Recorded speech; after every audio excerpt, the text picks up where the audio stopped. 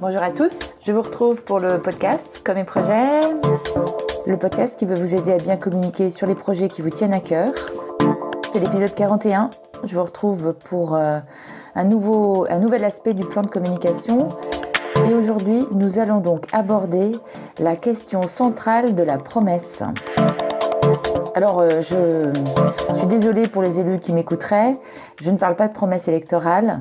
Je suis au cœur du plan de communication et il est bien là question d'un petit jargon compréhensible par tous, je pense.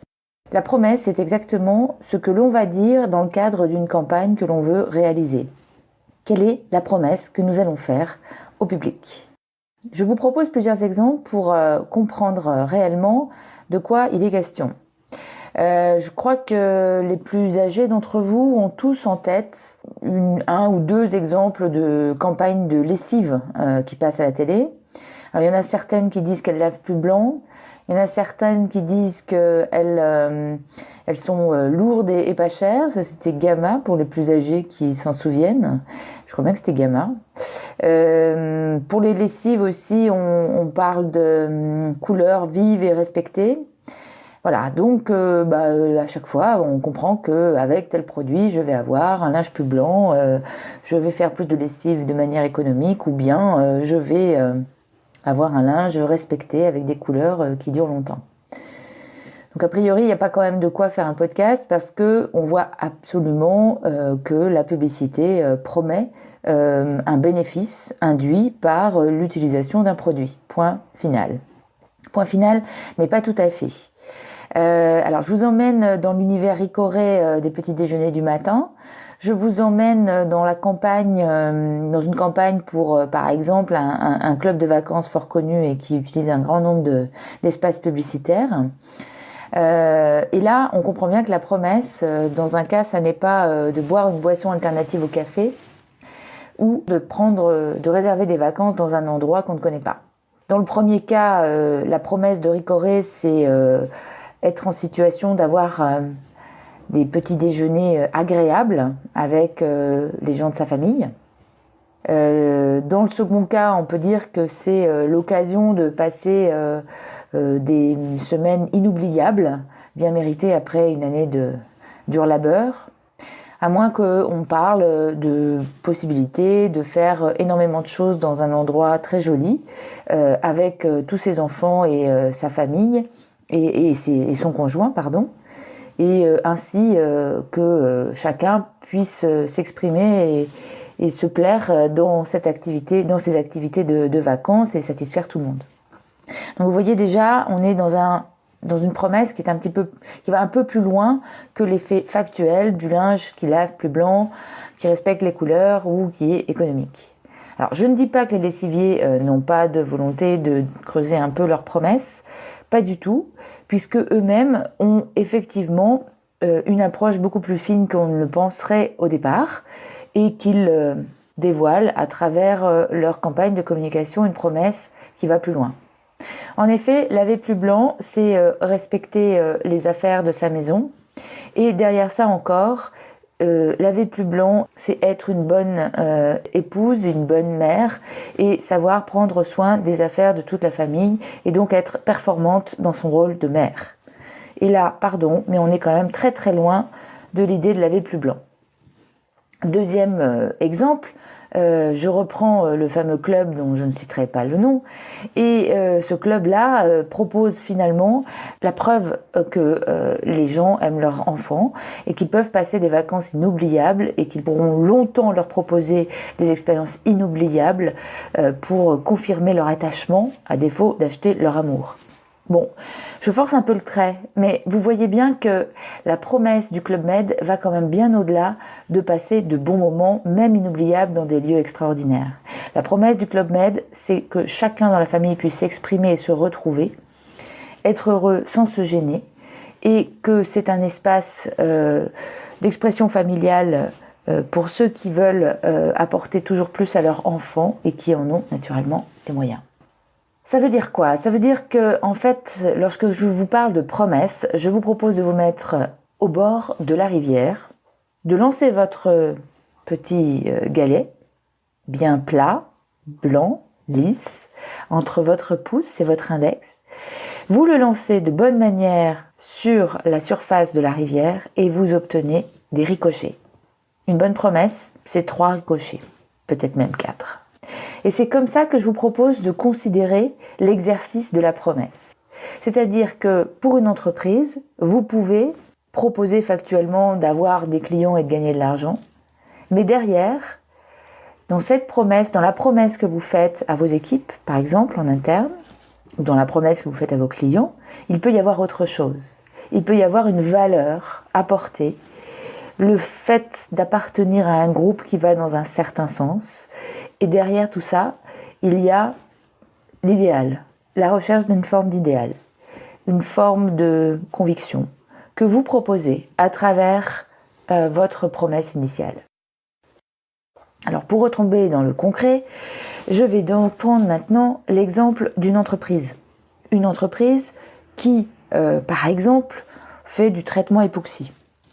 Donc le traitement époxy, on va dire que c'est une espèce de peinture projetée de manière très technique je crois que c'est une projection qui permet de créer un liant très fort et donc une couverture, un traitement qui permet de protéger aussi le métal de la corrosion et de toutes les agressions extérieures. Donc c'est un effet de protection et un effet esthétique.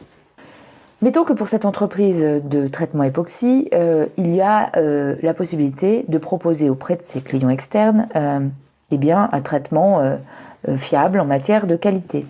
Ce serait un premier niveau de promesse.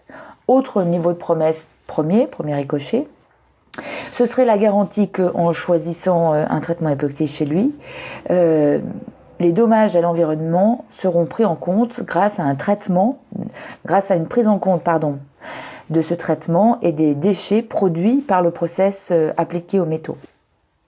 Autre aspect, on peut imaginer par exemple que cette entreprise souhaite s'engager très fortement sur les délais et à ce moment-là, choisir cette société de traitement époxy, ce serait en quelque sorte être garant des délais absolus.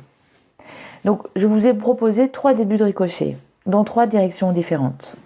La qualité de service, la prise en compte du développement durable dans le process, ou bien la fiabilité des délais. Et bien pour chacune de ces promesses, on peut imaginer d'autres ricochets. Par exemple, pour la qualité de service, derrière cette qualité de service, derrière la beauté ou la finition parfaite du produit, il y aura l'amour du métier, l'amour du travail bien fait. Et donc on est sur des ricochets qui vont un peu plus loin que factuellement un produit qui a bénéficié d'une bonne couverture. Dans le deuxième cas, ça sera la prise en compte de la participation à un système globalisé, mondialisé, de l'impact de l'industrie sur l'environnement et de la nécessaire responsabilité des dirigeants dans l'organisation de ces process industriels. On est un peu plus loin que la seule gestion des déchets, on participe tout simplement à sauver le monde. Pour prolonger la promesse concernant les délais tenus, c'est une garantie de service respectueuse des engagements et derrière cela, c'est le bénéfice du confort, de la sécurité qui est ici proposée.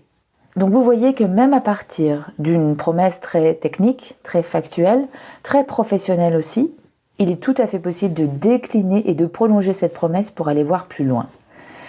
Donc voilà, je vous invite à venir proche de la rivière, à prendre un galet et à lancer votre pierre sur la rivière.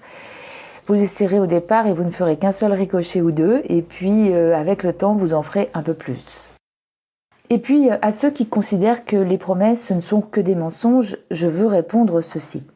Bien sûr, on n'a pas besoin d'acheter telle lessive pour être un bon parent dans une famille où les gens sont sûrs de l'attention que vous leur portez. Bien sûr, on n'est pas obligé d'aller à l'autre bout du monde dans un club très cher pour démontrer l'amour que l'on a à ses enfants. Il faut accepter que la promesse est une direction. La promesse n'est pas une finalité, n'est pas un résultat absolu. Je pense qu'on n'est pas dans une logique d'équivalence absolue et de réciprocité. La promesse factuelle est un résultat. La promesse prolongée par les ricochets est une direction. Donc cette direction est un outil très utile. D'abord parce qu'il va forger et ciseler un peu plus l'univers de communication, c'est-à-dire les contextes, les paysages, les pays, les situations dans lesquelles on considère qu'on va pouvoir raconter l'histoire d'un produit ou d'un service ou d'un projet.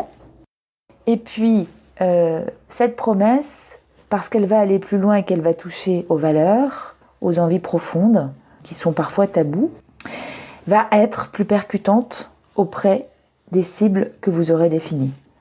Et comme vous aurez bien travaillé vos personas, je vous invite à écouter l'épisode 40 sur les cibles que j'ai enregistré récemment.